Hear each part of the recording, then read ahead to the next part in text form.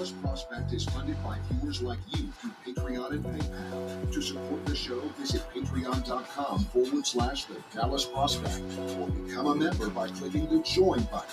Now let the show begin.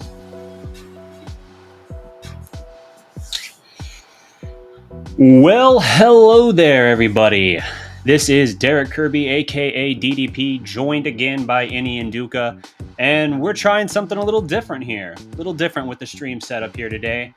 So far, so good, though. I'm kind of intrigued. I'm impressed with what this stream has to offer for future use, and I know I'm trying to get my stuff going, and I am thankful for you for opening this possibilities for me. So I might even implement this stream. So shout out to whatever restream that we're using. Yeah. So, cool. Man, I can see the chat too. That's dope. Okay. Yep, we got chat overlay simplified. We got our setup. It's streamlined a little bit, and there's less background chaos for me where I'm having to run around through different scene looks and change the view and mute this mic, undo that. It's easy. Makes it where I don't feel like I have to hire a producer just to run a live show. Yeah. James Williams, what's good? First in the chat. Yep, James, how you doing, brother? Here to talk Mavs, and we got a lot of stuff to talk about. Well, is it a lot of stuff or some stuff? I don't know, man. You were the one that hit me up, so you tell me. I just know I had to get some stuff off my chest. Yeah. Wow. So the last time we talked, when was the last time we talked? I mean, it was before the Christian Wood trade. I know that because that was like 5 minutes before James and I did Positively Relentless. Yeah, a couple weeks ago. I watched that. That was a good stream, dude. We had like 1,000 views before the show ended. Really, for the Christian Wood trade? Yeah, that completely changed like your whole rundown, didn't it? Yep. Welcome to the live a fair stream. Bit of our topics. Like we circled back and still covered some of what we wanted to cover, but that definitely kicked it up a notch. There was a couple of Mavs streamers that they had to completely change up everything they were doing. Like one dude midstream was talking about who are some guys the Mavericks should trade for, and then midstream they trade for Christian Wood. And he's like, what? Oh, I've done it before too. Like there was a few years ago when LeBron first announced he was going to the Lakers. I was doing a free agency live stream. I went as far as to change the stream title and thumbnail. It was like I was live for almost 2 hours that day, and it was like 15 minutes in the show. I was just like, Papa! I was like, co-host, jump in here, give me 5 minutes. Ridiculous, but it definitely makes things a lot more interesting. That's that one. I think we had like 1,500 views before we even wrapped up the stream, and then it ended up going like 3,500 views. And as far as Mavericks news, there wasn't even a lot going on. I was live at the right time. So yeah, it can be chaotic for sure. Yeah. But that's the fun of it. When there's something, it's better to have too much to talk about or have it upended because there's something good and new to talk about, as opposed to just kind of treading water where you're like, well, it's all speculative, but and we've definitely had those too. So yeah, I mean, it happens. It's inevitable. Yep. But today, first time you're going to be on here since the Christian Wood trade. We'll talk a little bit about the fit and everything. Obviously, that trade didn't go official until actual draft night, late draft night, like 2:30. I didn't go to bed. I wanted to make sure that trade was official before I went to sleep. That was insane. I think it officially went through probably around like 2 a.m. So. Yeah, it was like 2:30 or something in the morning when I saw the date. I didn't stay up for it. I was like, you know what? Everything I'm reading at like 11 o'clock tells me this is still good. I'm going to bed. Yeah, I'll be mad in the morning if I'm mad in the morning, but I'm not going to be up tired and mad all night. I wish I would have done the same thing, to be honest. Yeah. So, we'll talk about that. We'll talk about Dallas trading into the top of the second round to get a guy that you did talk about in your breakdown, although it's not the guy that you were the most crazy about getting, and it's not the guy that I most wanted, but it is a guy with high boomer bust potential, and I guess reasonably low risk. So yeah, if the guy I wanted, EJ Liddell, wasn't there, I probably would have been more in favor of this one. But even still, we'll get into that, and then talk a little bit about the Jalen Brunson situation and your confidence meter of where he's at. New York is certainly trying to make things interesting, and now reports are kind of like, don't think it's done and dusted that it's a Mavericks extension here. So gotcha. We'll talk about all that and even some other stuff as well. I know obviously Luka and Slovenia played yesterday. You have some other mid-level exception targets that we haven't already talked about. Yep. And then you got a Kyrie thing here, and a different angle on that as well, I believe. It's something along those lines. I don't want to get people in the chat. I don't know how many people are in the chat, but I don't want to get them excited and whatever. But it's along those lines. 16 viewers right now. Nice. Yes. Do you see that on your screen, by the way, in the top corner? I do not see that. Okay, it shows live how long we've been going and how many viewers we got. This I really always see that we're live and how long we've been going. That's it. Okay. Yeah, I can see the eyeballs on the chat as well, or not the chat, but on the screen as well. So yeah, Restream, I'm impressed. I did this thing years ago, stopped using it because I thought it had more potential than it was living up to, and apparently they took that to heart because in the last 2 years they have upped their game. Dude, they even have a private chat too, dude. Yep. You see it? That is dope. Okay, anyway. So let's, without further ado, and without wasting any more time talking about stuff they don't care about, let's talk a little bit of Mavericks basketball. This is Mavs Fast Break, after all. The first iteration in a long time. First up, Christian Wood. So you actually broke the news to me. I was actually hanging out. Yep. Not really hanging out. I was doing an intense workout of ultimate frisbee. And which is probably one of the most intense workouts anyone can do. And then we're right around the time we're finished, I checked my phone, and then you sent me a text, and I honestly thought you were joking. I thought you were kidding. And I was just like, what? Yeah. And like the dude one of the guys I was playing with was like, oh yeah, the trade? I was like, wait a minute, this is real? And I immediately left. I think they were still playing too. I was like, F this, and I just leave. Anything I tell you ever is always 100% factually accurate. You know this. I'll keep that in mind, but yeah, excluding when it's not. So the trade that was agreed, I guess in principle at that time, was Christian Wood for Boban, Trey Burke, Marquise Chris, and Sterling Brown, and of course the 26th pick.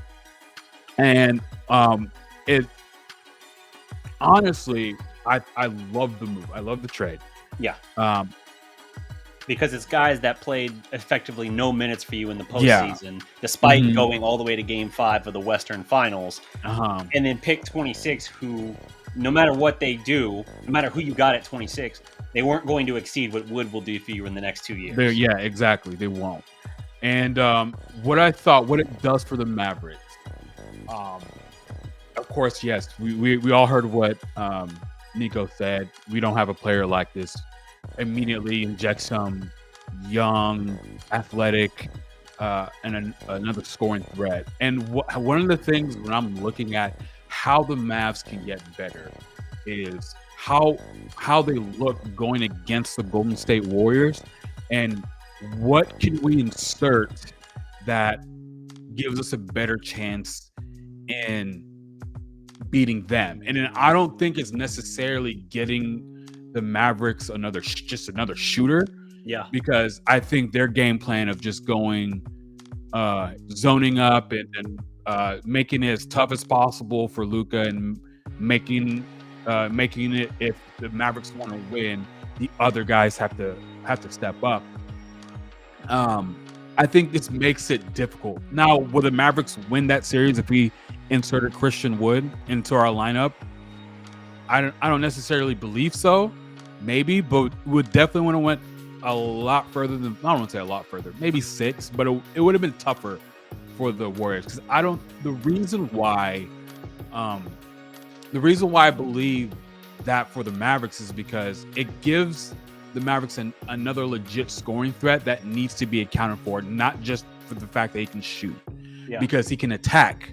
and he's attacks very strong. Now, if you watch Christian Wood and how he makes his way to the basket, it is unlike anything we've ever seen. And one of the things that were kind of bothering me was they kind of likened him to his role to what Kristaps Porzingis was, and he is far, in terms of skill, he is far beyond what Kristaps Porzingis was and how he can be utilized in this offense. He can pick and roll, pick and pop at a higher level. He can actually take advantage of a mismatch. I've seen that multiple times. He didn't post up as much as Porzingis, but when he did, his percentage was way higher than Porzingis. So I think I remember seeing a stat. It was somewhere around at Porzingis. I think it was like 20 or 30% of our offensive possessions were in a Kristaps post up, and then I think he finished somewhere around like 20 or something percent. Where it was bad. Christian Wood is like Christian Wood is like 8 or a little under 10% of the time, but he's finished it at a higher rate, and I believe his ability to actually put the ball on the ground and dribble instead of getting ripped all the time is going to be beneficial. And I mean, honestly, it leaves us, just when we have another scoring threat that is capable of scoring on all three levels, putting the zone against that is going to be very difficult. Yeah. So I'm all down for that. I know a lot of people had a little questions about his attitude and whatever, but I mean, look, Christian Wood went through what a lot of Americans went through. You know what I mean? You get a job and you're in the interview process and they're promising all these stuff. They take you on a tour of the facility. They show you all the ping pong tables, break room, and all that vending machine stuff, and you're like, man, it looks good, but you start working there and it's completely different than how you thought it would be. 99% of citizens and people work in the workforce will not be happy about that situation. So no, and to expect him to try max effort defensively and everything, I don't think was super likely. You could say, like, well, if he wanted to get out of there, maybe try and get his trade value up, teams will go after him. But I think what he was doing offensively, someone was going to take a flyer on him anyway. For sure. You can't average 18 and 10 and have the kind of explosive-ness, and frankly, he plays with like a certain level of violence that I can't really remember. I don't think the Mavs have ever had. Yeah, he's probably the most athletic big that we've had since Roy Tarpley. That's how far. The closest I could think in terms of athleticism was Brendan Wright. Just Wright didn't have the same just athleticism, but he was a lob threat. That was it. Yes. But Christian Wood he can do essentially everything. And that's why I say Roy Tarpley back in the 80s. Yeah. So I mean, you stick Roy Tarpley with a Luka, bruh, it's gonna be, well, at least on paper. I can't say anything until they actually play, but it has the possibilities of being something really dynamic and really dangerous, and we can get the most out of a Christian Wood because he's never really been in this situation. I know a lot of people throw around, hey, 7 years, 7 teams. It was like 4 of those years he was trying to make his way into the league. So I'm not even gonna count that. And then when he finally established himself in the league, he was playing on a losing team.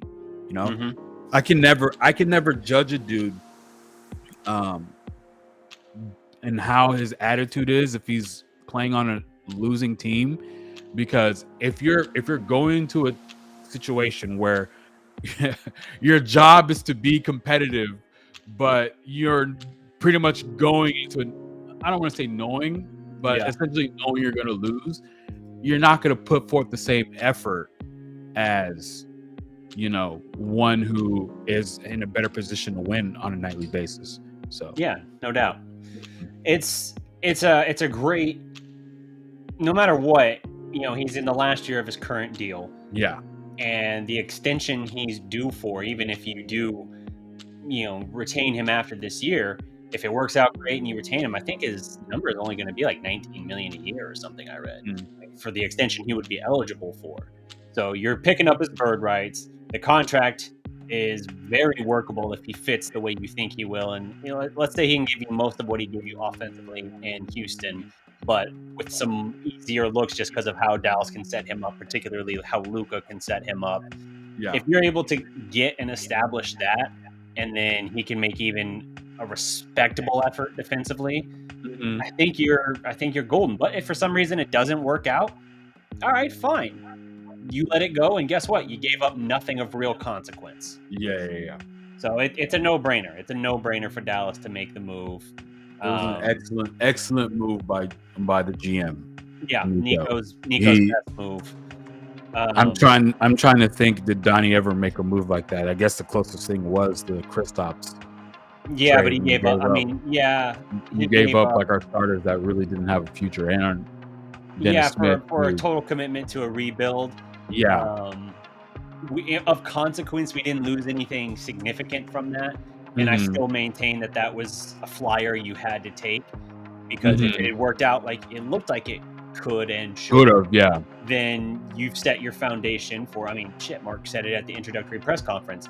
My mistake with Dirk and Nash was breaking them up, but I plan on keeping these two together for the next 20 years. Obviously, that didn't work, but the point being, like, if it had, you look at what they gave up to, build that infrastructure, and it's like, yes, that's easily worth doing. So, it's a great move. I think it's you could not ask for a lower risk move for a greater reward payout potential in this case. So, that's really intriguing, and I like that it's not going to mess up the ability for you to do the Brunson extension or anything.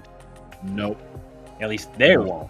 Whether another team messes that up, that remains to be seen. Now let me ask you your thoughts on Christian Wood and kind of how the pecking order works. If let's go under the assumption that Jalen Brunson resigns with the team. Yep. How do you see Christian Wood kind of stacking up in the pecking order? Is he the number 2 guy behind Luka, or is he number 3 behind Brunson, or are they kind of duking it out? I think Brunson is the number 2 scorer still.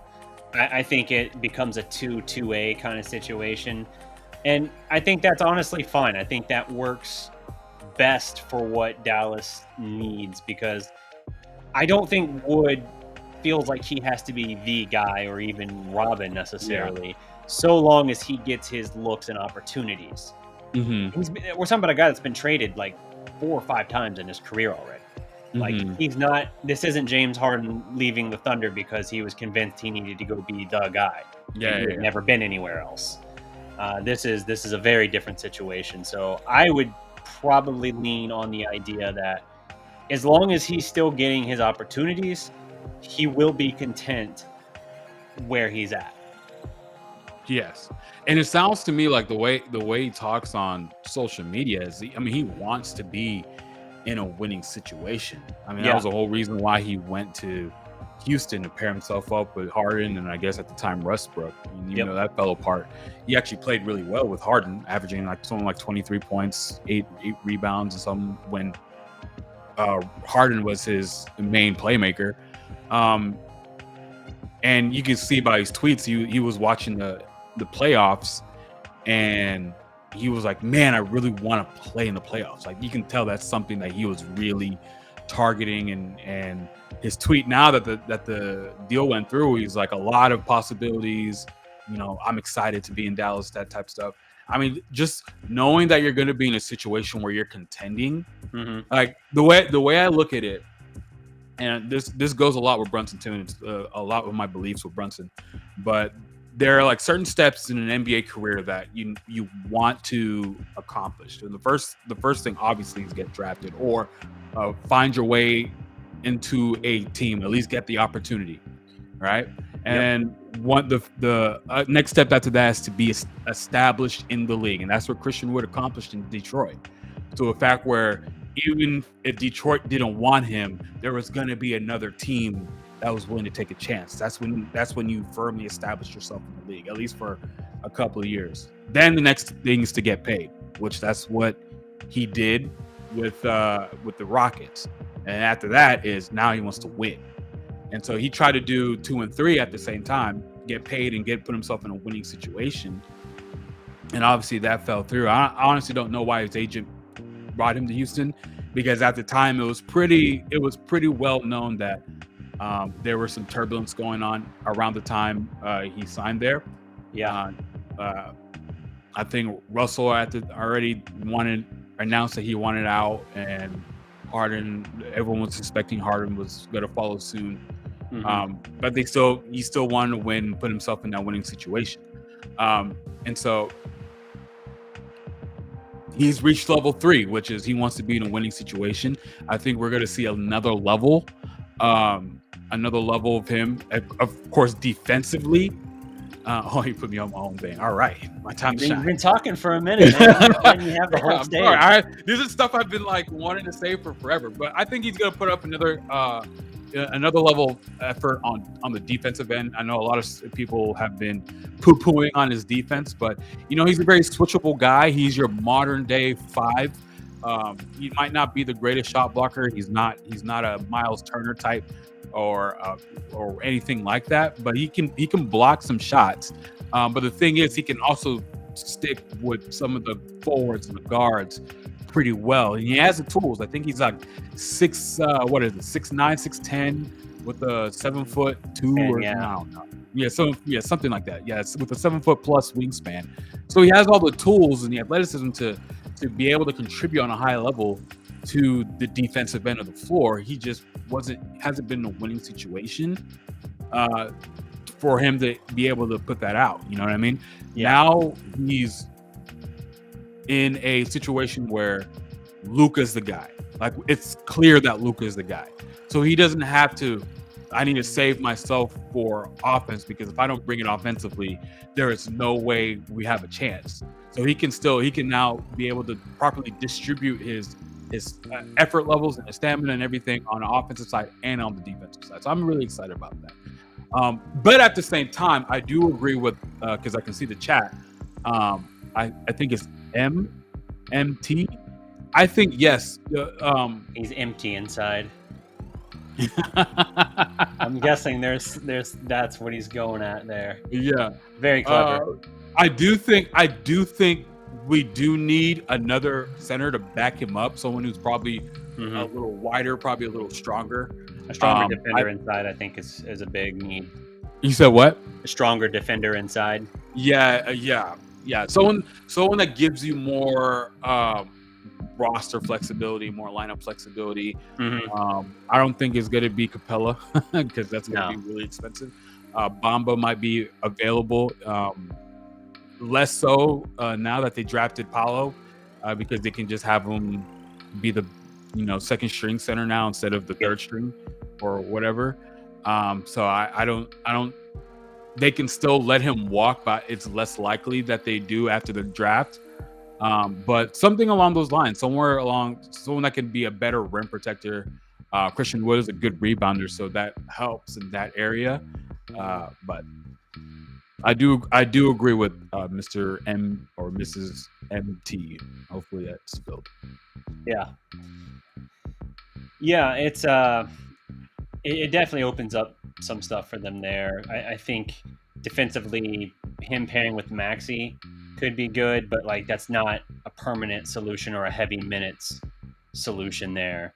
I think that works in certain scenarios, certain stretches. It can be part of your rotation packages, but it can't be the default option, the primary option. So yeah, I think that would help a lot, and that's why some of the options that I've looked at in terms of mid-level exceptions and when we've entertained these different packages that would involve the expiring trade exception, it's always included, or almost predominantly included, front court players, because I still think there's need there. I agree. Now I watched the video you did with James about the mid-level targets. Now remind me who again. I've slept since then. Let me see, because there's also been 2 different videos where I went through different waves of them, so it's not like I've harped away on the same exact guys the whole time. But me see. And that's the mid-level. Well, Yeah. should we talk about that now, or should we talk about Let's go into the Brunson talk here because the chat's engaged in some Brunson talk. some? Okay. So we'll hit the Brunson thing and then we'll circle back to that. But yeah, I think for sure, as it relates to Jalen Brunson, so to set the stage here again, New York made a lot of moves draft night, cleared a lot of space. They have not cleared everything yet to get in on the Jalen Brunson. Do we call it a sweepstakes at this point? Like, it's a little weird that Jalen Brunson in the span, and he was great this year. He was. But in the span of 2 months, we've gone from like, oh, yeah, I don't know, man. 20 seems like a lot to pay for Jalen to like New York basically foregoing its entire draft capital just to clear space. And now we're hearing like, oof, he could be pushing closer to like 30 at this point. And I saw somewhere that they're trying to give him 27.5. Yeah, and that's a very high number. But I know that there's a lot of discussion on this. There are people who saying like, look, I love Jalen, but like that's just not money that you're comfortable with doing. My take to that would be, you're going to be over the cap anyway. No matter if you keep him or not, you're over the cap. So to be clear, if you lose Jalen, it's not like you go, all right, here's $27 million I can give to somebody else. Yeah. You're locked in. Either you have Jalen or you don't. So are you a better team with Jalen right now? Are you more likely to go contend and possibly win a championship right now with Jalen or not? This is not addition by subtraction. It's just not. Yeah. You are better with Jalen. You keep him. And if it's a situation where for some reason it isn't able to replicate what happened this year, I don't know why that would be, given the same system, same coaching staff, all that. I guess the only hypothetical could be health at that point. I'm going to bump you out this time because I'm going to go. Go ahead, get your sign, DDP. Yeah. So if that's the only situation there where health or something can intervene, you're going to have the flexibility to move him, right? Like, these cap figures are growing year by year. There's a new TV deal coming out here soon, right? In the coming year or so, I believe. So yeah. That's going to explode the cap again, and you're going to have it be where even if you got to pay him $27 million right now to keep him from New York, yeah, that might hurt for a year or two, but it's probably going to be a deal that you're looking back on not too far from now and saying like, that's not a bad deal, all things considered. We see this parallel with the NFL all the time, where people are like, you're paying $25 million for Darreck Carr? How could you even think to do that? And then 2 or 3 years later, suddenly it's like, oh yeah, he's back towards like the middle of quarterback pay at this point. Like, this is just the way things go. It's not your money, and your team is not going to be better by not having him. You have no further flexibility because of a salary cap in getting rid of him to do it. So if you keep him, and Christopher Jones has, he's talking about a sign and trade. You're more limited in sign and trade options than you realize. Dalton Trigg for Sports Illustrated. Brunson has to agree to the sign and trade. Right. So if you're dealing him to New York, that would basically be the only situation. And we can get into other stuff there because I know you have kind of a tangent point there that also deals with New York, although not specifically Brunson. But I just don't see a situation where your team is better not having Brunson, and you're not going to have more cap flexibility anyway, so you might as well bring him in. You keep the continuity of Luka's maybe second best friend next to Dodo on the team, and you keep your second option. If you really think that you finally have your second option, even if you're like, I think we got him. I'm not necessarily convinced, but I think we got him.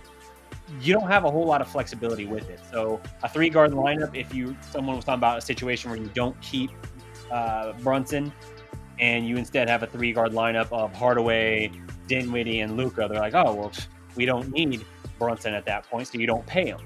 Who's coming off your bench? Are you expecting Hardy already to come in and be your 6th man? That's not going to work. You're not going to have a guy come off the bench and be a microwave right out of the gate. You're just not. You have to afford a transition there. Just like Hardy struggled through the first part of the Ignite season with the G League, you're going to have to allow for that room to grow. He got better as it went on. That's a very unique situation, I understand, but like, you're going to have to give him room to grow. And that's why it's a flyer to take him at 37. So I keep Brunson, and to me, it's not even a question at this point. And I still think Dallas is basically willing, if 27.5 is the highest New York can get to, I think Dallas is willing to meet that. If it were a hypothetical where we're going 30, then yeah, I think Dallas would probably scoff at that point and be like, dude, you just got to want to be here at some point. So what I have to say for this Jalen Brunson situation is, for all my seasoned Mavs fans, you have to look at the situation, and then you have to, in your mind, you have to be like, this language that I'm hearing about JB is oddly familiar. And us as Mavs fans should be very privy to this, right? So I'll bring a couple of old tweets. All right. This one's the most recent one. Assuming he gets bought out by the Toronto Raptors, the Dallas Mavericks are a serious threat to sign Goran Dragic. That's the most recent one. What happened with that one? Yeah, we hear that every year, multiple times a year. All indications are that Dallas poses the biggest / only threat to Memphis for Mike Conley, and will likely prove to be a nominal one. Yeah. This is another one. Same year. According to Yahoo, the Dallas Mavericks are front runners to sign Hassan Whiteside. Signing can come as soon as the next 12 to 24 hours. You're just making me sad. This is all the same language we're hearing about Brunson. What, with New York? Looks like the New York is now pushing towards being the front runners. This is negotiation talks. Yeah. Brunson knows that regardless of if he signs with Dallas or not, they don't have this, exactly what you said. They're not getting any cap relief if he leaves. Right. So the smart thing for the Brunson representation is to drive up the number as far as you can. Yeah, he didn't have to say anything. Yeah, exactly. Right? I am so, like, my confidence meter of Brunson staying with the Mavericks is still high. Like, I'm still in the 95 to 98% that he stays. Okay. And I'm to a point, because we have this, this is something I said on Twitter. Follow me on Twitter at Enyi and Nduka. Shameless. I also follow Dallas Prospect too, at Dallas Prospect. I saw a tweet earlier today or late last night. I don't remember, but it was saying that the New York Knicks are looking to move Cam Reddish to open up space to sign Jalen Brunson. If I'm the Mavericks, I am so not worried about the Knicks signing Brunson that I will offer up them an opportunity to open up cap for themselves, and we'll take Cam Reddish. And then, because this is what Cam Reddish can bring. Because I've always said, if you were to say, what is the ideal teammate you will want next to Luka Doncic? You will want someone who can obviously play defense. Mm-hmm. You want someone who can shoot. You want someone who can attack closeouts, and not just play defense. Play defense against like multiple positions, right? Yeah. You want someone who's tall, and all that is Cam Reddish. Now he's not a finalized product, so the terminology I was using on Twitter is he's the template of what I would want the ideal teammate next to Luka Doncic. And if the New York Knicks are willing to just give him up, for them to have a chance at getting Jalen, boy, if I'm the Mavericks, give me that. At 6'8", 7'2" wingspan, can do all the things I just listed. And then here's the funny thing for the people who have a sense of humor. Then you sign Jalen Brunson because you can sign him to the TPE, I think, up until tomorrow. I think that's when it expires. So this is probably not going to happen. But I'm trying to illustrate how not worried I am about the Knicks and their pursuit of Jalen Brunson. Because I'm going back to Jalen Brunson. Why would you go to the Knicks? Yeah, because his dad is there. There's not much of an argument there. It kind of boils down to wanting to be the primary option. I don't know how much the idea of playing for his dad really matters. That is the number one reason why he would want to go to the Knicks. So he will be not the number one option, right? The number one, he'll be the lead ball handler. That's the only reason, because they still have RJ, who the Knicks fans are most excited about. Mm-hmm. And they still have Julius Randle, who, even though he didn't do as good as he did 2 years ago, he was a second team All NBA. Yeah, they hated him at one point last year. They did. His body language was terrible. They did. So, and the funny thing is, Jalen Brunson will actually go down the pecking order to go to the New York Knicks. He will be the number 3 guy.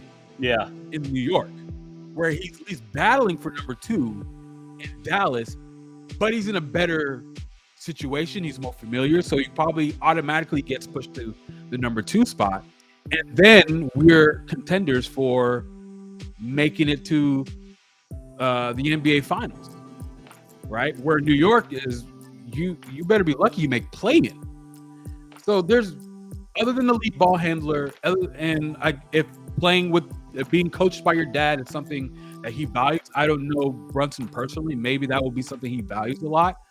And then also what you said, we talked about this before, is he's playing close-ish to home. I think Philly and New York are probably about an hour and 30-minute train ride away from each other. So he will be close to home. Other than those three, there's no other reason why he will go to New York. Not only that, their fan base and everything, like, they will love you and hold you up as like the beacon of like basketball itself when things are good. And I mean, just look how fast they turned on Julius Randle. Like, I'm not even kidding. Like, they're excuse my French though, they're already shitting on. But excuse my French, they're already shitting on Brunson. Yeah, they're saying, why are we doing all this for Jalen Brunson? Right. And imagine what that criticism will be, even if he plays better there than he did here last year, being the number 1 guy in higher usage rate. Even if his numbers are better, if the team's not better and like in the playoffs, how do you think they're going to respond to that? They're going to be pissed that they're paying that much for Brunson. Like, yeah, okay, Brunson's okay, but we overpaid for him. He's not good enough to lead us into this. Yeah, and that's why I said, like, everything I look at with Brunson says he doesn't have to be the guy. He isn't one of those guys that's like, I need to show that I'm an alpha dog out here and this is my team. I've never gotten that impression from him. I think he just wants to feel respected and paid for what he's earned.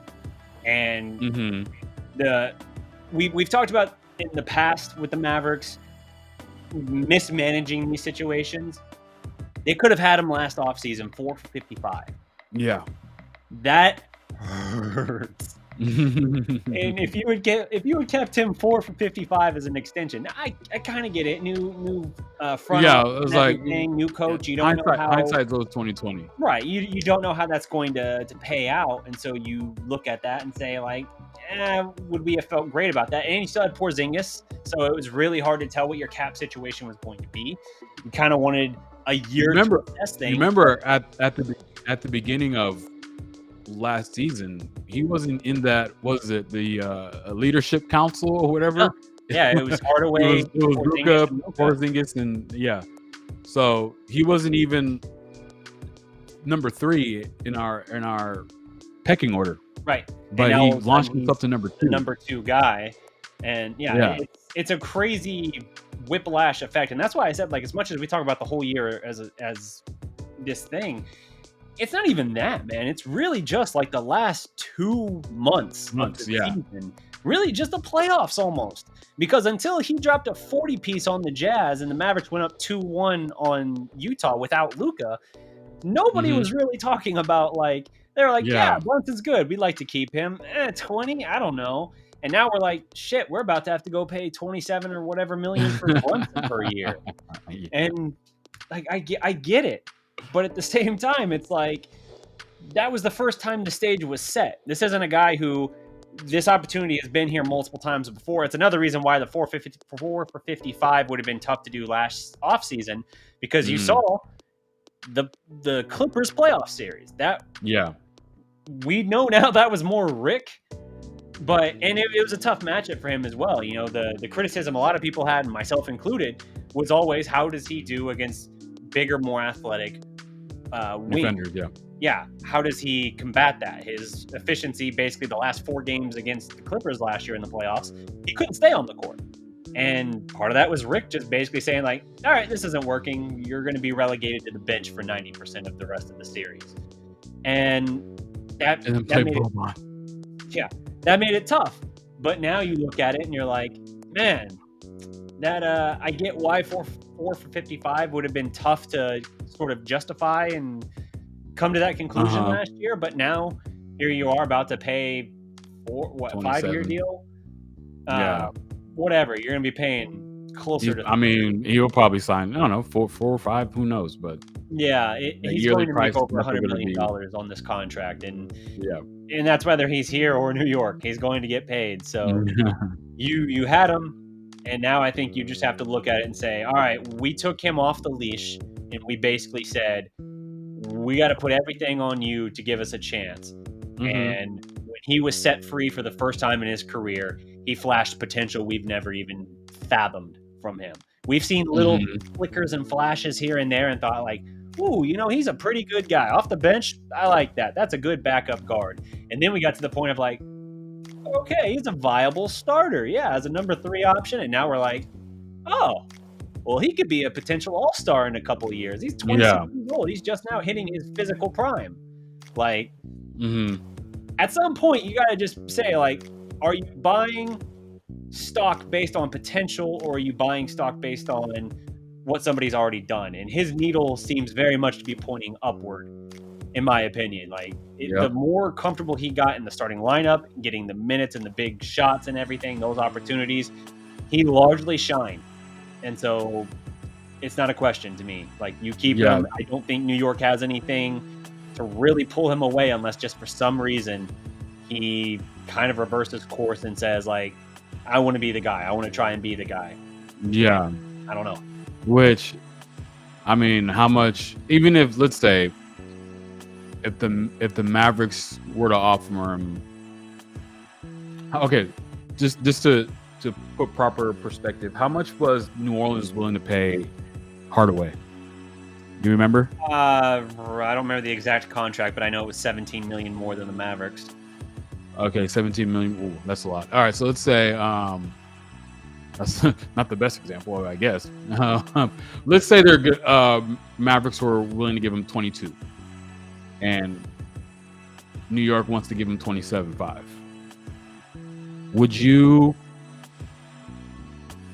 Would you pay $5 million for a winning situation, peace of mind, knowing that pizza of mind? Did I say pizza of mind? Sounded like pizza. Or maybe I just have pizza on my mind and I'm hungry. I don't know. It was a peace of mind, knowing that, hey, you don't need to, work your way into a new situation. 4 for 88 says Barbs was the Pelicans offer for Hardaway. And he gave that up for what? I don't even remember the numbers, but it was roughly 18 a year in descending order, just so he can. So I guess and I think even Miami was going after 4 him for 75, so he gave up $13 million, a little less than I thought. Yeah. And Miami was going after him too, if I'm not mistaken. Miami was the team most linked to him. I don't remember what their offer was, but they were. No, they dropped out when they got Lowry. Oh yeah. Okay, that makes sense. So I'm not going to use him as an example or use them. But so let's say Mavericks give him 22. And I will still think, I'm still staying in Dallas. So just because New York is trying to give him 27, I don't even necessarily mean. I don't think that necessarily means that he's just going to take money and run. No. Like, I think he's a smarter guy. Like his dad was he was an NBA basketball player. He didn't grow up poor. Right. You know what I mean? So, I think people like him put value on other things, put value on winning. You don't need to work. He's already at level 3 without even having to get paid yet. He hasn't got paid. Like, he's already established himself in the league. He hasn't got paid yet. He's about to, but he's already in a winning situation. Yeah. Where he will set himself backward in terms of career trajectory because he will only be at level 2, and hopefully New York, even though they haven't been able to do except for one time in the 2010s, go to the playoffs, put himself in a situation where he can win. Yeah. I think I don't know. I'm still very high that he stays. So we know that they've been looking at options for with their mid-level exception, looking at 3-and-D wings. And Tim McMahon, when he was on the ticket the other day, also mentioned specifically basically the reality with Dinwiddie and Hardaway both being more so streaky scorers with limited defensive capabilities, that was probably going to be difficult for Dallas to keep both of them. Because Hardaway, what's his annual thing, like 18.5 or 18.7, something like that. Yeah. And then you've got Dinwiddie making 20 something. I think he's making 19. He's making 19 next year, I believe. Yeah, I think that's right. I think I remember looking that up at some point, and that sounds right. But yeah, it's a lot of money that you've got tied up in two guys that, while both are effective and can get their buckets, and that's great, it is difficult to kind of work with that. He's 18 million this year, and then 18.85 next season. So it says 22, 23. So yeah, this upcoming season he'll make 18 million. That's tough to work with, to have two guys that are streaky and sort of one-dimensional. So it wouldn't surprise me if one of them gets dealt, and I hate kind of doing this to Hardaway after he just showed us that loyalty to stay here and took a lesser contract to come here. But I think Hardaway is probably the guy that is squeezed, because it's more valuable to me to have someone that can create. When you have a 3-guard lineup that you can roll out there with Brunson, again, I'm assuming all of this is with Brunson staying. Brunson, Doncic, and Dinwiddie. You got 3 guys that can get into the basket and score, who can create for others and make things happen. I just think you're more dynamic. And Hardaway, he can go get his own shot, but he is a largely catch and shoot kind of guy as far as how he's implemented here. That's just kind of the flow of the structure of our offense. He can create his own shot, and there's something to be said about that, but you got guys that can do that as well. And so I think that one might make a little more sense, and it's a contract that expires sooner of the two, and so there's a little more flexibility in the trade situation. And it's of course it's in descending order too. Yeah. So shout out, by the way, we had 66 people in the house watching right now. Nice. If you can get 11 more, that would be awesome. What, you want to hit the Luka 77? The Luka special. Yep. So you want to move? You will say Tim is easier to move. What potential targets will you look at? Because I had one that I'm thinking of. Yeah. The one that I'm thinking of. Did you already mention your guy though, Reddish? You were talking about that deal with like the TPE. Well, I mentioned Reddish. That was for the TPE. Yeah. Because I think he's only making what, 4? Something like that. Yeah, it's pretty manageable. Yeah. If he can make that trade, if New York will want to agree to that, then trying to find a player to fit into the mid-level exception, it won't be as pressing. But let's say New York does a smart thing and wouldn't trade Cam Reddish for nothing. So we have to give up. I won't say we have to, but an option that we have is trading Hardaway for some options. First team I'm calling up is Orlando. Okay. Who do you think I'm asking about? For that level? Mm-hmm. Can't be Isaac, right? Jonathan Isaac. Yep. Okay, I remember you were on that note a couple of years ago, and I didn't know if that was still there. Is that you think can work with the contract level? I think he's already making around 17 Okay. this year. Well, because the Mavericks the contract situation is 3-year. Mavericks is $6.8 million a year. Yeah. So we can sign a free agent with the mid-level. Yeah. But if we're trading them Hardaway. Okay, I follow. Yeah. We're just matching salary, right? Yeah. So that opens it up. I know Hardaway's might be a little bit longer than Isaac, but I mean you're rebuilding anyway. Who are they really trying to, I guess, save up cap space for? So Isaac's making $16 million this upcoming season, and then in 23-24, for some reason, it drops down to $7.6 million. So it looks like it was front loaded. Not yet, and I don't think it's guaranteed. No, that's guaranteed in 23-24 or 25. Okay. Not guaranteed, and that would be. Gotcha. Oh, sorry. You know what? Hold on. $7.6 million of a $17.4 million in 23-24 is also guaranteed. It's guaranteed. So yes. Oh, yeah. So yes, he has for a year, but there's a sharp drop off after this next year to where it's a much smaller guaranteed number. Gotcha.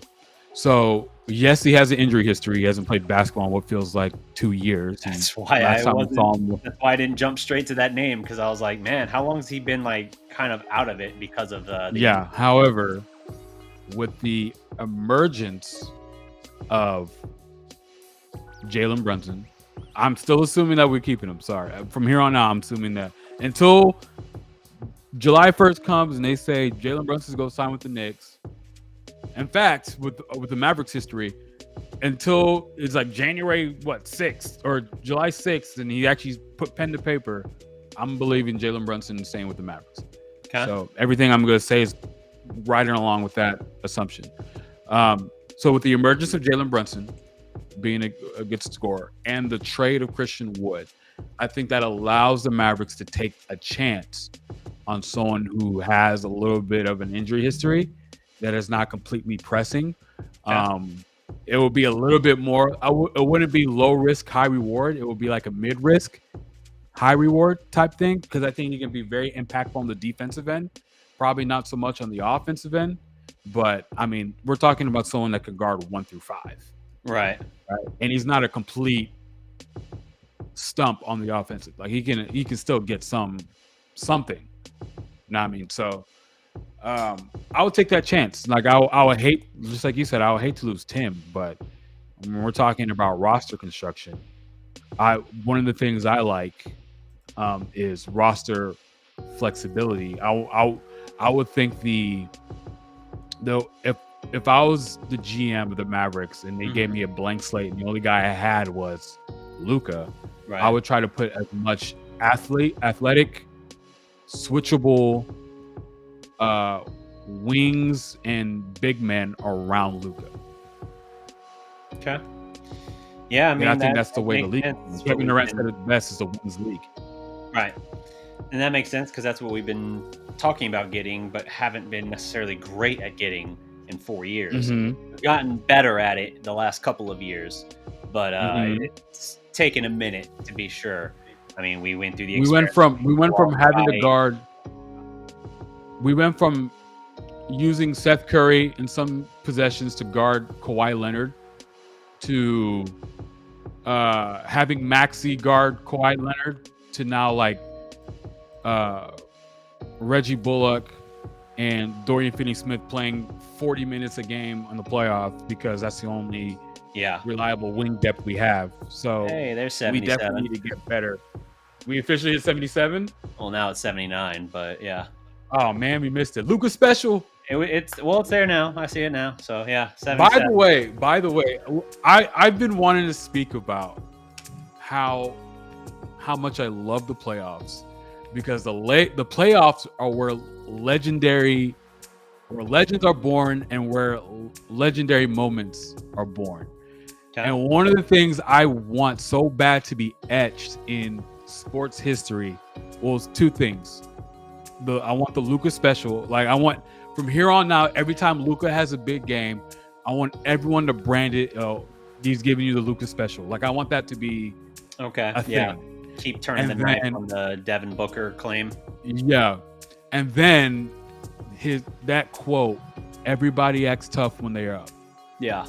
It needs to be Trailing at up there halftime. with, Yeah. that needs to be up there with one of the greatest quotes in sports history. Like up there with, we talking about playoff, or we were talking about practice, like that type of. Yeah, but that echelon. one's a meme. Like that one's a meme. No one says That was a to sound rant, like but- trash talk or badass. But I get what you mean. Yeah. But like when you go back into like, what are like the toughest quotes you've probably heard in sports history is everybody acts tough when they up and then Right. proceed to whoop the number one team 2 games in a row. Right. Like Yeah. that has to be Never let them a beat part you of again. Lucas. And not only that, but then to punctuate it by like laughing them out of their own gym. That's the action of the moment. I freaking love that. That's great. Yeah. As a Bass fan, like I was holding my tongue at game 7 up until like the 4th quarter, and then I was letting them have it. I was like, "You mother, all that y'all were talking, what now?" I was going off. You should have seen me in my apartment. I was, whew. Anyway, moving on. Yeah. Talk about the good times, man. Yeah. That was so magical. I'm still intrigued by some of the options out there. Like one of the names I mentioned last show with James, Isaiah Hartenson. You talking about a guy that's 24, never made more than $2 million in a season. Last year was his first year really getting like quality minutes in the rotation with the Clippers, and very efficient. I think he's more of a fit. His numbers aren't going to wow you, but what he brings to the offense, I think, is valuable. You're talking about a 7-footer that can stretch the floor and shoots a very high clip as far as threes. It was like 46% from 3 on the season. Not a ton of attempts, but a guy that you can get at, I think, a manageable number and who would fit so well in your system. Because I still have concerns with Maxey. He feels very feast or famine. We know he's had back issues the last couple of years, and so I feel like the tires are going to wobble and fall off fairly soon, just because there's been a lot of mileage on him the past few years. So having a guy that can bring, he doesn't have the same defensive equality that Maxey brings to the table. He's not in that way, but you talk about another big that can stretch the floor for you a little bit and be stout. I think that's an underrated addition that won't do anything to like blow people away, but I think his overall impact can be very subdued but sizable at the same time. Like it's not going to ever. Would you try? Huh? Would you try to trade? Powell? Because if you're talking about adding in another center, that effectively makes Powell your 4th string center. I'm in favor of a lot of things that move Powell. Look, I know Powell has been like the centerpiece of frustration for so many people, and whether it's Mavs Twitter especially, but Mavs fan base, making $11 million a year, I think it is at this point. It's a big number, and it's a guy who, I get it, he fights hard, he plays with heart. I also am aware of the 3 years he's been in the playoffs, his minutes and everything plummet because he started Boban Marjanovic over him with the season on the line. Yeah, it's 3 straight games. They won the first one with Boban. They got away with it, and they for some reason took that as an invitation to keep doing it in games 6 and 7. To keep playing. I was screaming after game 5, like, you got away with it, but don't think for a second you can keep doing this. Yeah. And then they did it again, and then they did it again. We also need to write down how freaking amazing that was. That Luka took the freaking Kawhi Leonard, Paul George, and the Clippers to 7 games, and it was like Kawhi Leonard needed like a Herculean, godlike type performance to take the Mavericks out, where Luka was literally working with Tim Hardaway. Yeah, KP wasn't really doing anything. Boban, and I don't even remember that rotation because it was completely different from the beginning of the year. Right. And they needed everything. Like Kawhi needed like 40-point games.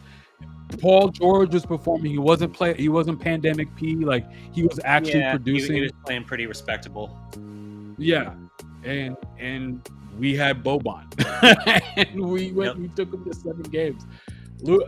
I mean, I'm not going to be that weird person that says we don't need to add another all-star or another good talent around Luka because Luka can do everything. Because no, I don't believe that. However, we've seen some pretty impressive things that Luka has done. That if we really thought about it, we haven't even really talked about the depths right now of Luka's greatness. Yeah. Like if we really thought Olympics, going to that man led a country the size of Houston, Texas. Yep. To 1 point away from medaling gold medal at the game. Olympics. From the gold medal game, Yes. at least, at the very least, a silver. And I say That's what I'm saying. If that Nick Batum wasn't there, yeah, they would have at least got 7.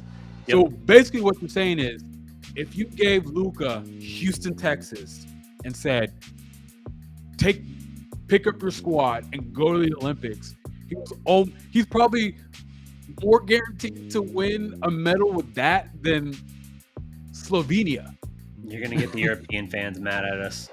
I understand, but look, basketball, especially in Houston, basketball is huge. I know how to cover this. Basketball is huge in Houston, but I'm talking about the greatness of Luka. And everyone brush it off or whatever. He starts off the season slow. It's like, bro, y'all understand what he just he literally carried a country to a point away from the gold medal game in the Olympics. That's insane. Yeah. Yep. It got more positive, so I slid back in. Yeah, no, I agree. I want to call out too in the chat. There was an interesting name I saw floating out there. This is from Was Kevin it PJ Warren. By the way, how cool is this? I have thought about it. in the off season that is move after move of low risk, high reward. Yep. I would love this. Now, we're probably not getting bubble TJ Warren. No, you're not going to get the guy that dropped 50 or we're whatever. We're not paying for that. Yeah. Right. Well, here's the thing with his be... contract too. So he's under contract the next 2 years. He's under. No, you know what? He's a free agent. Yeah, he's a free agent now. I was looking at his previous couple of years. Yeah, so he's a free agent. He's never made more than $12.6 million in a year, and last season for his career, he's averaged 15.5 points, almost 51% from the field, and close to 36% from three. So definitely an intriguing possibility. Yeah. He also has an injury for that. Would he be a good addition? Heck yeah, but I think the price tag is going to probably extend up beyond what Dallas was able to do for that. He's not going to be an MLE guy. He's going to get better money than that. So he'd have to really want to be here with Luka to do that. Well, he can sign a 1-year prove it deal, right? He could. Let's say the market dries up for him. I mean, when you have a team that makes it to the Western Conference Finals that's pointing up, people do some pretty weird things, like Otto Porter signing a league minimum deal to sign with the Warriors. Did that really help him a whole lot, though? Like, he got a title. He's gonna be signing a whole lot more than league minimum this year. Yeah, he'll get more than a league minimum. I guess it's just. I don't think we can get him for the mid-level exception. I don't think so. No, and I wouldn't expect that. So like he'll do better than the deal he just had, and he got a ring out of it. I guess it's just he wasn't able to do much because he was battling the same ongoing injuries in a deep playoff run, obviously a title, and so that's. I guess what my hesitation would be is if I was another team looking at him, I would probably say the same issues have kind of lingered. So do I as weird as it sounds, I almost would have been more willing to believe myself if I were a team interested in him last summer. I would have been more willing to convince myself that he can get past the injuries than being removed another year down the road and seeing those same kind of things linger. Gotcha. Even though he has a title now and everything, because he had 1 year he was willing to do a prove it deal, and he's not going to do another one like that. So now you're probably thinking too, and the price tag's probably a little higher. I don't know about that. But the market dries up. But yeah, if the market dries up for him, then he might be available for that mid-level. So yeah, because let's say if how many teams are thinking along the lines that you're thinking now. Oh, you're still dealing with the same injuries, right? Even though you were productive when you played with the Warriors, when you were available. Sure. However, the risk of injury, we can sign you at mid-level. Here's some other names. Tires thing for me. Yeah, that's definitely a name. Him is let's say it's going to be something I'll monitor. TJ Warren. Who do we just talk about? Otto Porter. Here's another name. Victor Oladipo. What do you think? Victor Oladipo. He's about 3 years removed right? from being that guy He's never been quite the same since that. Was it an ACL or was it an Achilles? I think it was an ACL. I think it was ACL. Yeah, he's never been quite the same since then. He was obviously an all-star before it happened. He's still a nice player. He could help a team. We're talking about for the But mid-level also exception. still, it's not even just the ACL. He's had issues staying healthy since then. So it's another one where I'd have to see what the value is. My thing is, like, when you're Dallas and you're more limited in how you can maneuver at this point, I'm more reluctant to take the flyers for that. I get it. You have a great training staff and everything. So if you were to have a chance to meet with him and actually give him like a once-over, like a physical or whatever, then I would probably be more optimistic based on their findings. But it's also worth saying they approved the Porzingis thing and they gave him a max deal without watching him play a single game because they weren't concerned with how the knee was healing up or anything like that. Now, granted, his other injuries weren't the same ACL, but it's just one of those things where it's like, it doesn't matter how good your medical staff is and your training staff, you can still think like, okay, yeah, we'll be able to manage it. We can fix him. We can keep him healthy so that he can play a large portion of the time up to or right at his max potential, and then it just doesn't necessarily work out. So, but with the risk level, because we're not talking about signing Porzingis to the max, we're talking about signing Oladipo to a mid-level exception, which is like $6 million, and we can make it a 1-year deal. So is the risk low enough? If you can get Oladipo at that price, and then he proves something, and then you can get the inside track and keep him. Same thing with TJ. Same thing with Otto. You know what I mean? We're not looking like Isaiah Hartenstein, although he's good. The ceiling of Isaiah Hartenstein is he's going to be your backup, right? Your backup center. Yep. But if Oladipo ends up proving himself, or TJ Warren ends up proving himself, Otto Porter ends up proving himself, we're talking about high-level rotation players to starting level production, probably coming off the bench. If you're able to get Warren, which I haven't seen anything talking about Warren as a possibility yet, but if you could, that's obviously my preference. Oladipo, I would be more excited about him than I would about Porter Jr.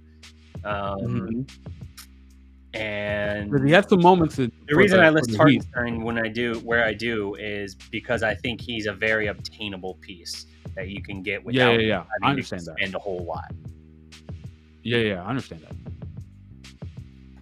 We'll have quite the logjam. Yeah, I wanted to double back real quick on Logan's comment here with regarding Jalen. He says the reason I believe highlight comments on here too. That's pretty dope. Yeah. He says, the reason I believe Jalen is gone is because there's no way the Knicks would just give away all those trades to make salary cap for JB. The Knicks probably contacted JB already. That's why they did it, he says. You don't know the Knicks. Yeah, here's the thing, right? We've done this experiment. Dallas, the reason we didn't get Giannis is because we tried this experiment where we said, you know what? We want to make sure we maintain that max salary slot. Now, obviously, in this case, we were gunning at the time for Dwight Howard, but we wanted to maintain this max salary cap opening so that we could do whatever we needed to, because we were so sure. Apparently, everyone thought we were so sure that we had it down, and then you come to find that like we basically finished third in that relay. Like teams will make moves not because they have necessarily intel. Now, I know the Knicks are a little unique in that they have Brunson's dad as an assistant coach, but I also still look at that organization and say, have we not commented 100,000 times, it feels like, how dysfunctional and disorganized and just out of touch this front office is, this ownership group is? The fact that we're putting absolute certainty into this when we ourselves have been on this side of it making these moves where we're basically foregoing the draft because, oh, we must know something, and then we come out of it with nothing. That I just don't see why we're making that assumption. You make the move because you open it up. Even if they don't get Brunson, even if that's obviously who their preferred target is, it's not the only thing they can do. The money is still open.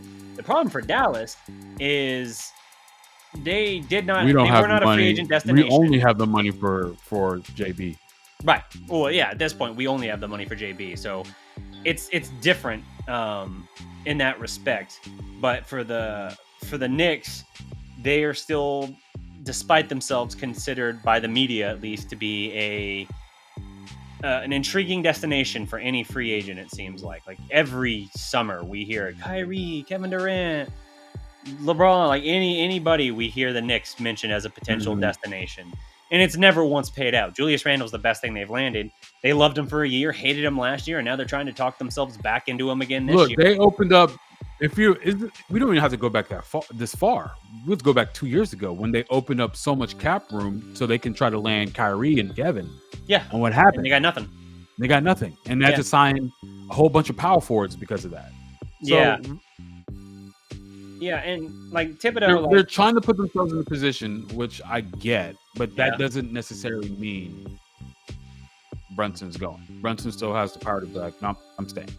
I think they're in a position where they're going to do anything they can to give themselves a shot. And they'd probably say, we feel like we got a puncher's chance.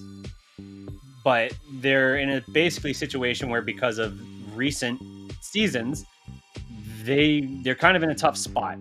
Julius Randle's their best player. Like I said, their kind of relationship with him deteriorated last year. They're trying to rebuild it now. And I just don't know, like, what if this doesn't work for them, what's their next move? What's their plan B? I don't have any idea what that would look like. So shoot, it might even be think Kyrie. Desperation makes you do illogical things. They're going to do everything they can to give themselves a chance at their plan A in the hope that it can cobble something together and they can steal away a promising young player. That's about it. So I'm not worried about that just because the Knicks made moves. Does it register for me? Sure. I notice it. Every move they made draft night, I was like, okay. Interesting. Yeah. But I'm not sitting over here saying, like, must be a done deal. Jalen must have already told them he's going there. I think this is going to be a situation where literally within minutes of free agency opening, within the hour at least, we'll hear Jalen has a new deal with Dallas. That is what my gut tells me. And I would go as high. And this can all blow up in our face. It could. I would go as high as... Phoenix level blows up in our face, but... I'll even be a little bit more cautious on it. I'll say I'm only 85% sure he stays. And that's, for me, down, because I was 98% when I talked about this. Maybe it was last week or the week before.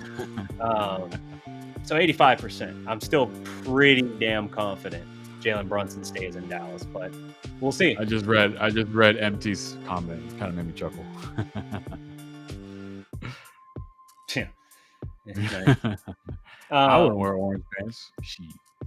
I agree with Ruffin. I don't think the Knicks really know what their plan is. Yeah, for sure.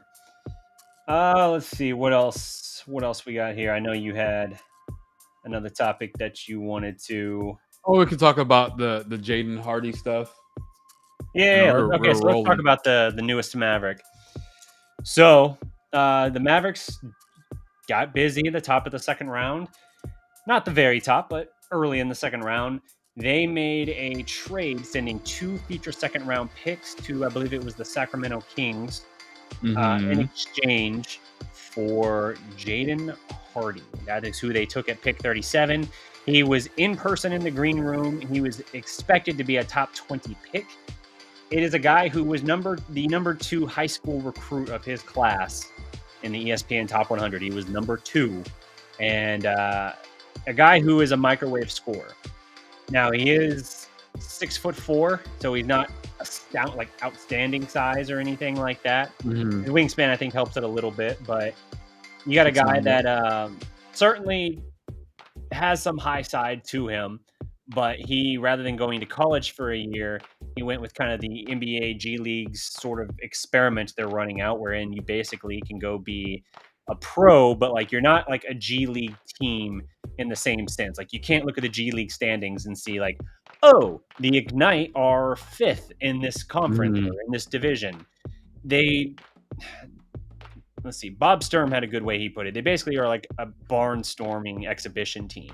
So like they play throughout the season, but they're not official games. They're like exhibitions. So they play other G League teams and talent, but they themselves aren't in any kind of structure Running divisions or anything like that. So early on, and he was also in the Rising Stars Challenge last year too. I didn't know that. And so through I think they put all their young talented guys in that. Yeah, because they put Beauchamp in there too. Okay. Yeah, I'm not sure. Maybe they put Scoot Henderson in there. I'm not sure. They put their guys in there. So for the first few games, not terribly impressive. Didn't shoot the 3 well, especially, but he improved considerably over the course of, I think they played like 23 games total, and he did have pretty sizable improvement. So you look at that and you say, okay, talking about a guy who ended up averaging almost 20 points a game. I think it was like 19.8, and his 3-point percentage and everything moved back much more respectable number. If you take out the first handful of games, his stats are good. But is that the best move at pick 37, or would you have rather gone with someone else? Me, I wanted E.J. Liddell out of Ohio State. But I would agree with that too. Yeah. But that's more. It's kind of like a philosophical. What are you looking at? And the way I was looking at it when I was doing the draft research and everything, I was looking for someone who could theoretically come in and contribute to winning basketball day one. Right. And that's why I was looking more at wings. I was looking because, again, Kevin Durant said this, and I believe he's right. It's a wings league. And someone who's switchable, and who has a high IQ, like an EJ Liddell. So I'm fell in the same line of thinking that you did. If he was available, so I would say let's go get him. Now this is not me trying to bait and switch and be positive on Jaden Hardy, because I wasn't very high on him when I was doing when I was going through the process of doing the research. I just didn't really want a guard, honestly. Right. Because I'm still going under the assumption that Jalen Brunson is coming back. Do you think he could be potential Jalen Brunson insurance? That was my initial thought when we made that pick, was Jalen Brunson insurance. Or a cheaper Hardaway.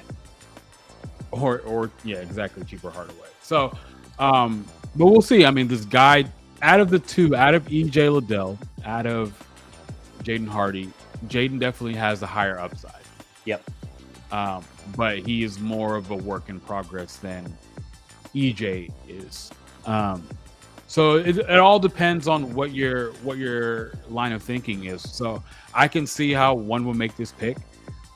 It's definitely low risk, high reward. I mean, 37.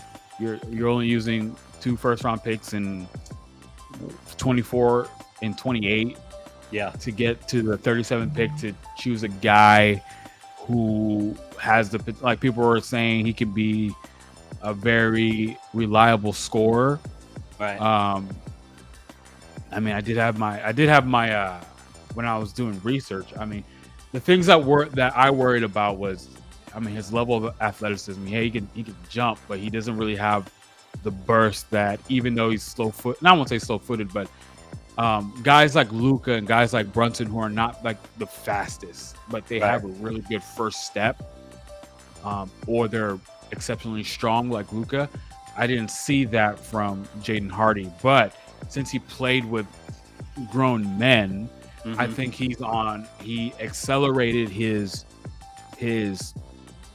I guess development in learning how to figure out how he was able to handle the fact that he doesn't have the quickest first step or whatever, and deal with more smarter, more engaged grown men playing basketball. Now, if he would have stayed in college, he probably would have been selected in the lottery, but I don't think that he probably would have struggled earlier in the season for longer than him going to the G League playing against grown men. Like, people need to realize, going against people who have played basketball for a longer, they may not be as talented, but they know how to navigate the game in a way that some young people haven't figured out yet. Yeah. And so the thing that made Luka so advanced is because he was dealing with those guys, yes, who are not currently in the NBA or they fell out the NBA, but because they're older, they knew how to navigate the game of basketball in a way to make things tougher for a guy like Luka. Old man game. 16. Yeah, old man game. Like, this is the reason, like, me playing basketball, like, I'll go against some high school guy who's, you know, probably bigger, faster, stronger than me, but I can make it at least tougher for him because I know the game of basketball more than he does. And so if he was to entrench himself in that environment, yes, he's going to struggle, but he's going to come out further along in his learning curve, which that's something I'm more encouraged of when I was doing more research on Jaden Hardy. And I think that's something that Nico said, I think in his press conference afterwards, is, hey, that's what the G League is for you to struggle at the beginning and begin to figure some things out towards the end. So yes, he wasn't the top 10 person, that, you know, top 10 prospect, but that sucks. It sucks for him. But in the long run, I think he's still better for going to the G League. Yeah. So no, I agree. I'll if I was to rank him, I would say I would say tier 3. Like, I'll need to see. I can sell myself on him if I watch some of his highlights, and which I did, and I was like, okay, I can see some things. Like, he can be a 3-level scorer. He can develop into one at least. I know he can hit the 3, and he can pull up. He had a hard time finishing, and that's probably because of his not the quickest first step. But, you know, that's going to be some things that will come along later on in his career, hopefully, and he can, you know, probably by the end of the year or year 2, you know, something that he can fit right into the rotation. Like, this isn't linear. Like, the player development isn't linear. So, you know, if we see some good things, and can we develop that? In which the Mavericks have had a good track record of developing said talent. I mean, look at the talent we had around Luka going into the playoffs, like a bunch of second rounders and undrafted people, and here we are going up against, you know, a guy that was chosen 7th, who's considered the greatest shooter of all time, a guy that was chosen 11th, who's considered probably the 2nd or 3rd greatest shooter of all time, and then you know, they also had some other guys sprinkled in too. So yeah, he definitely I guess coming off of empty, he definitely has some star-like potential. I mean, we can go back in this draft, and he can literally have a Jalen Brunson type impact to the draft, where if we were to go through that 2018 draft again, I think Jalen Brunson's probably going top 10 with what we know right now. So I think it's interesting as well.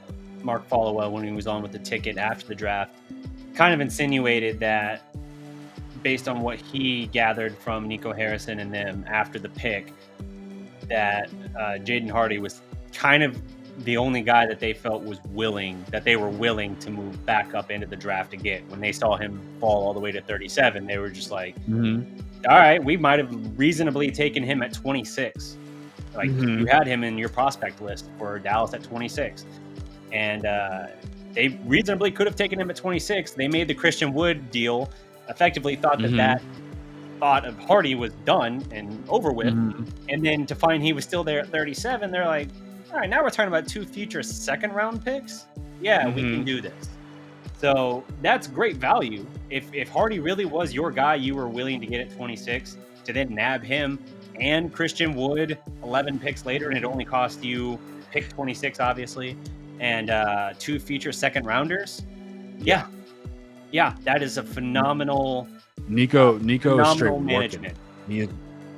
He is straight working. I don't think Donnie in the previous, I would say, administration probably would value the draft I didn't enough.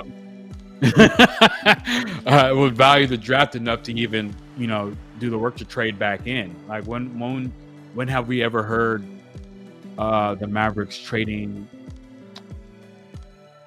after they made a deal when they took Isaiah Roby? I mean, well, I'm saying like they did. When you could have had Daniel when you could have drafted Daniel Gafford, and you took Isaiah. Again, I didn't say it was a good move, but I'm saying there was a year when they made a deal. They moved back a little bit, got 2 second-round picks, which they then used in a subsequent deal. For DeLon Wright. Yeah. That was exactly it. The DeLon Wright thing. Mm-hmm. Speaking of 3-and-D, long, lanky, athletic guys to pair with Luka, that did not available, work out right? at all. I cannot believe that because he got 2 triple-doubles against them in the span of 11 days, Donnie Nelson was like, that's my guy. Right there, that's him. Never mind what the rest of his career has been. That right there in garbage time, end of season, that's special. Oh, dark days, man, dark days. Yeah, I remember trying. I'm excited about it too, and then having to do it again the next year because they traded Seth Curry for Josh Richardson. Look, we should still have Seth Curry on this team. We should. That's Look, what I'm not gonna shit on for that move because I saw the line of thinking, and I could talk myself into that move. But man, we were like the greatest offense on paper all time, but our defense was very mid. So theoretically, we could take a step back in our offense and increase our defense. It just didn't work out. He's still under contract this next year for 8.4, basically 8.5 I know. million. I wasn't happy about the trade. You can't give me that off the bench right now. I can't. Yeah, I wasn't happy about the trade, but I can at least see the line of thinking. Well, my problem with it is, what did you get from it? Tyler Bay, you picked up a second-round pick, who you then cut after a year. None of those worked out. None of those guys worked out. You then moved on from Richardson, dealt him to Boston. What? Dealt him to Boston for oh my God, who is that guy from OKC? I literally wrote a piece on him. Why am I blanking on his name? Moses Brown. Moses Brown. You then do the trade for Moses Brown. You're like, okay, a prospect big. He's intriguing. He's had flashes here and there. And okay, nope. We move on from him as well. I don't even remember where he ended up going. Did they just cut him? Cleveland. I don't remember. I think they waived him. They did. They waived him. They waived him, and then Cleveland picked him Oh my God, dude. There was nothing to show for it. That's what pains me. You can say like, hey, I get the line of thinking. Sure, that's fine. But the fact that they had 1 year later, I would say nothing to show for it is what kills me. I would say if that deal was presented to me again, I might do it 4 out of 10 times. 4 out of 10? 4 out of 10. You take me in 4 different universes, and I'm like, we need the defense. Seth is good, but we literally had him guarding Kawhi Leonard. Josh Richardson, this is without hindsight of 2020, he can play defense. He can play make. He can get buckets. This is going to pain me, but let's make the deal. Yeah. And then 4 out of 10 times. Then 6 out of 10, I'm like, no, it's Steph Curry. That's one of the greatest shooters of all time. Best shooters in the league. Like, what are you doing? Yeah. We're one of the best playmakers in the league. Statistically, the second best 3-point shooter of all time in terms of percentage. Of all time, yeah. With at least 1,000 attempps. So, Yep. I'm always a dude that I won't shit on people for the result. I will shit on people for their line of thinking. Yeah. Like for football, if we go to football and like you go for it on 4th down and you don't get it, people are like, oh my God. It's like, yo, would you have cheered if you would have got it You know what I Yeah. mean? Don't be so based on the outcome. Be based the outcome. You like the line of philosophy. thinking. Yeah. Bob's still 22. Have you seen that movie, by the way? No. Huh? Yeah, it's actually not bad. Is It's actually pretty good. Sandler thing? Yeah, the Hustle. Yeah, I haven't Like, I seen thought it. it was gonna be corny. Like so I watched Rise, and that's the Giannis movie, the Antetokounmpo movie. That one was pretty corny, but because I'm a basketball fan, it was still a good watch. I'll give you a perspective. My sister does not watch basketball, but she enjoyed the movie, and she's watched it more times than I have. So, I still remember when we were. I still remember when Durant was in Oklahoma City, and we had to try and convince ourselves that Thunderstruck wasn't that bad because we wanted him to be happy and stay. I never saw it, but we didn't talk about how crappy that movie was until he left. Yeah, that movie was hella that movie. That was terrible. That movie is hella. There's so many corny movies that we loved. Yeah. You know, like Mike was pretty corny, even though it was cool to see the trio make an appearance of Nash, Dirk, and Finley. Yeah, that's true. All those Disney movies. Look at the Irish and Double Team. Those movies were ass, but but Hustle is definitely not that. It's actually a good watch, and you get your fix as a movie enthusiast. If you are a movie enthusiast, you'll probably enjoy it, and as a basketball enthusiast, you'll definitely enjoy it. So. Cool. I'll have to try and check it out sometime. I wish they paid me for that promo I just gave them. However, yeah. Let's see. Let's see. So before we wrap up here, we've been going about an hour and a half now. Do we want to touch on any of the Kyrie stuff? You said you had an angle of interest with that. Okay, so real quick. So this is something that Mavericks fans should be excited about. Not necessarily the fact that we have a chance to get Kyrie Irving or whatever, because I don't think it's gonna happen. But for the first time, and I was actually telling this to one of my friends, if you really paid attention over the last couple of years, since free agency has been a huge way of building your teams,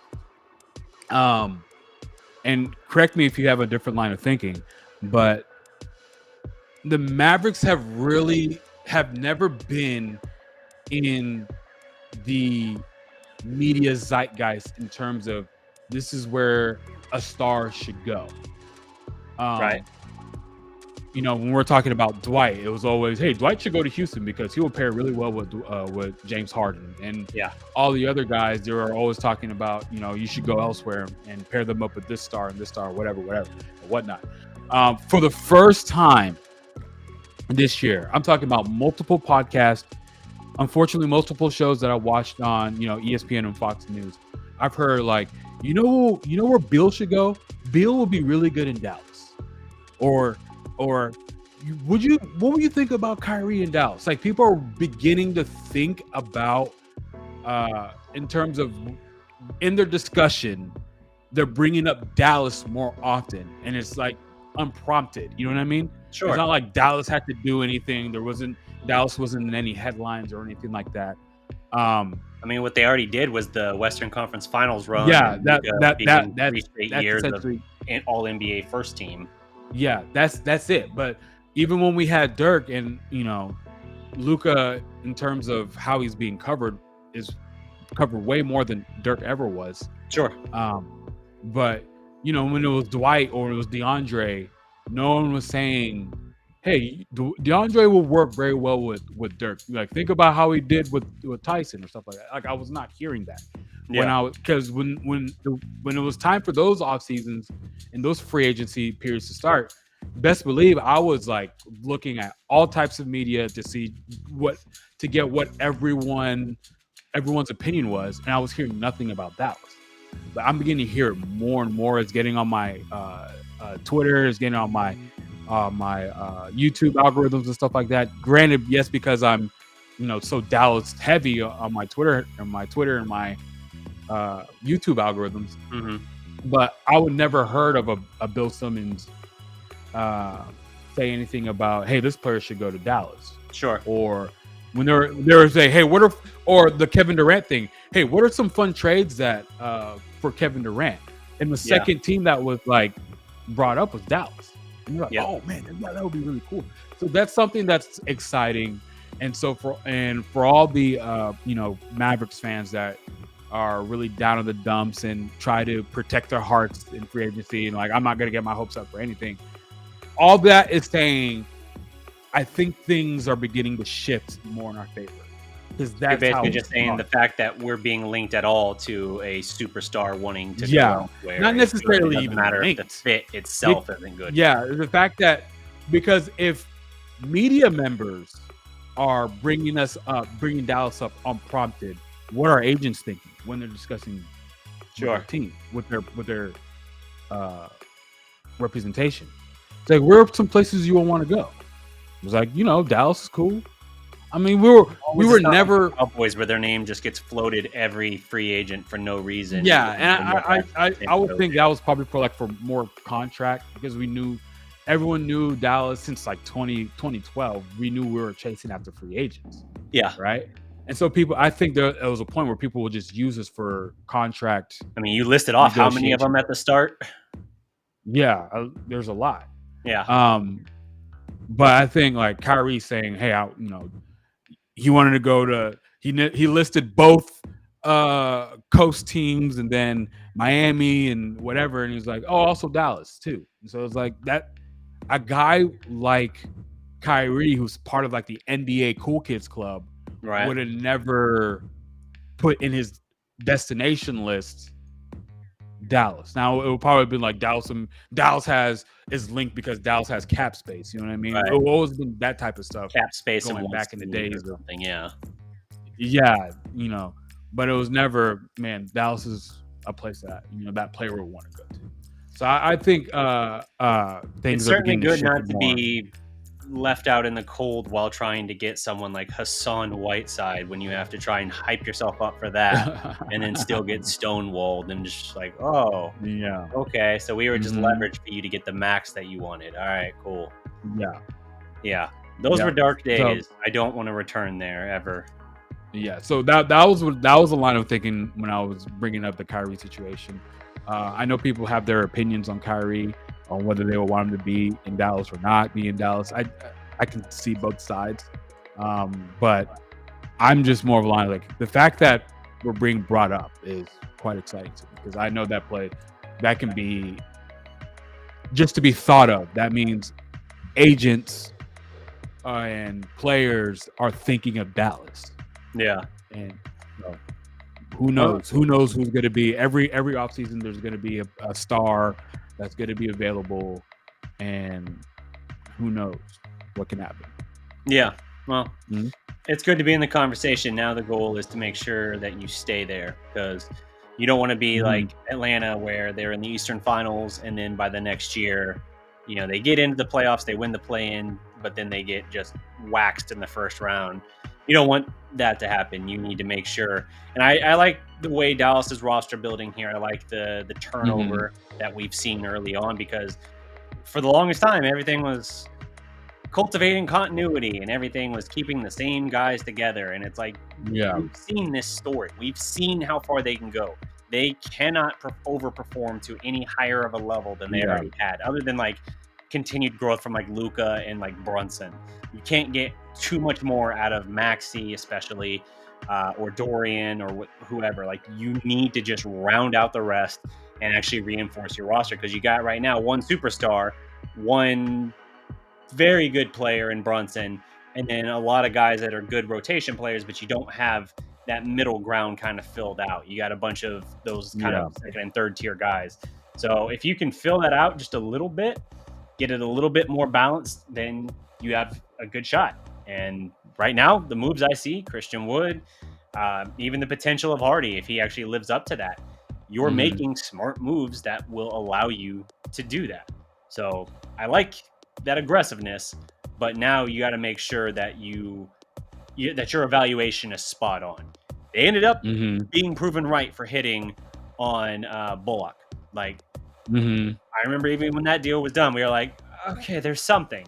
And then for like the first month of the season, we were like, oh God, it's another Josh Richardson or something.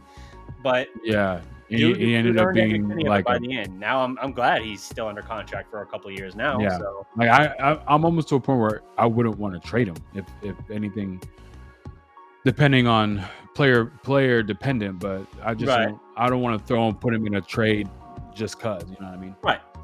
So yeah, He's a warrior for us. so far the early evaluation we've seen in the first year at this point, we can pretty much say, of Nico Harrison is very good. Very, very good. You look at how quickly and honestly they evaluated the Porzingis situation and said, this isn't going to work. Let's do something while we can. And then to actually get what they got out of it, which at the time, Mavs fans lambasted it. The best thing that I was able to say about it was like, all right, well, maybe it's not the move itself, but the move that leads to the next move. And then you saw what they got out of Dinwiddie, and even in just brief little moments what they got out of Bertans, and it was like, you know what? That was actually a great pivot that allowed for this postseason run to be a thing. Mm-hmm. So you get that. You get then the Christian Wood thing. You get this kind of savvy pick in the draft, moving back up to grab a guy that, as someone pointed out earlier in the comments, Hardy was 19th on their big board.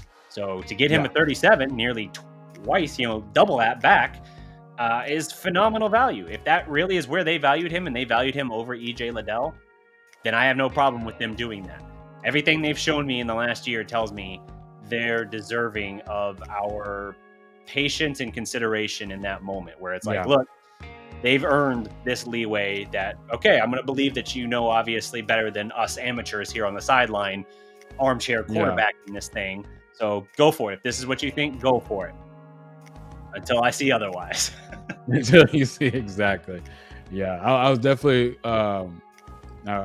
We need to probably shut this down. We need to wrap it up here quickly. Okay. Yeah, I was gonna say. First of all, I did see someone in the chat saying that Goran Dragic is probably coming to the Mavericks, and that would be a good move. It will be good to add some veteran leadership. That's the never-ending. It's the evergreen tweet. Just update the year every time. Exactly. All you gotta do is change the year. Yeah. Or the month. But back to Nico with that. I remember when that trade went down. I was against the principle of it. I remember it because I was like, man, it's like you don't give up the best talent and then you give up the asset along with the best talent like that. It makes no sense, and we didn't really even get anything back in return. But it definitely worked out, and so maybe you have to take some risks sometimes, and thank God it paid off, and you got yourself some tradable. I don't want to say tradable, but at least some guys that we could work with. But just don't go ahead and do that again. Yeah, that was very risky. Yeah, for sure. All right. Well, thank you guys for tuning in and joining us here today. This was a much longer stream. That seems to always be the case when we do streams. Longer than planned. Yeah. But it was a good show. Had a great. I just had a lot to get off my chest. I'm sorry, guys. That's cool. And great turnout, man. We had 80 plus several times in the chat here. So if you guys haven't already, drop a like. You commented already in the chat, so I'm not going to tell you to leave a comment because that would be redundant. But Enyi, what's your channel's name? Plug it. Ooh, it's just Enyi Nduka for right now, but I'm thinking about some names. So if anyone wants you were Sports Anytime for the longest time. How are you not? I was Sports Anytime, but I think that's a little corny, so I might want to change it. Check this out real quick. I think I was about doing a Mavs podcast and calling it Only Mavs. Would that be funny? Only Mavs? Only Mavs podcasts, of course. You would be in a direct feud with all things Mavs, probably, but you could do whatever. I was thinking more of the Lions is Only Fans, but anyway. That would be funny. Oh, only, yeah, okay. Yeah, I will not sign up for the whatever pay levels of that. I'll force you to an extent, sir, but that's where I draw the line. Yeah, so that's funny. That's good. But yeah, work's still in progress. But I'll follow me on Twitter. I'm trying to be a lot more active on that platform. And then what's your handle again? Announcement. Just Enyi Nduka. Just ENY.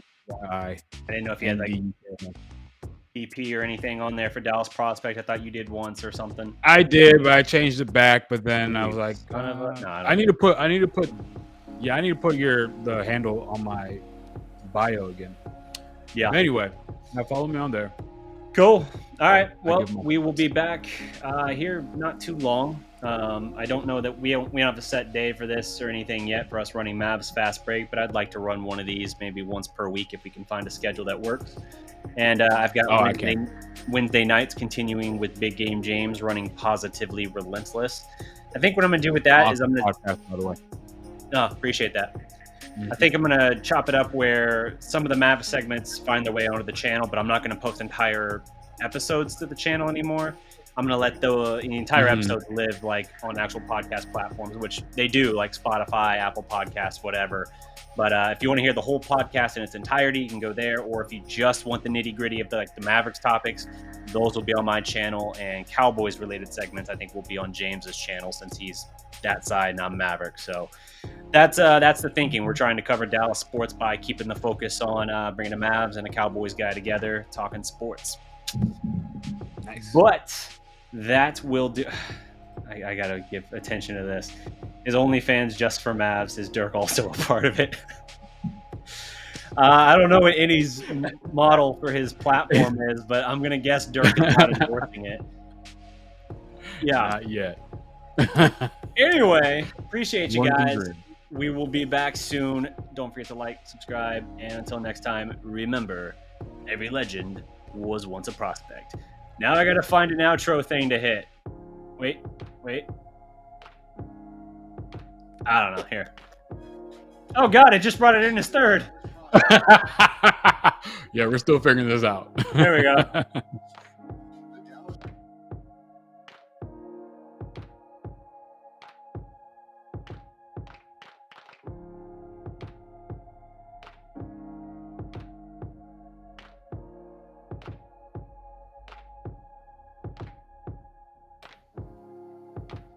Or end.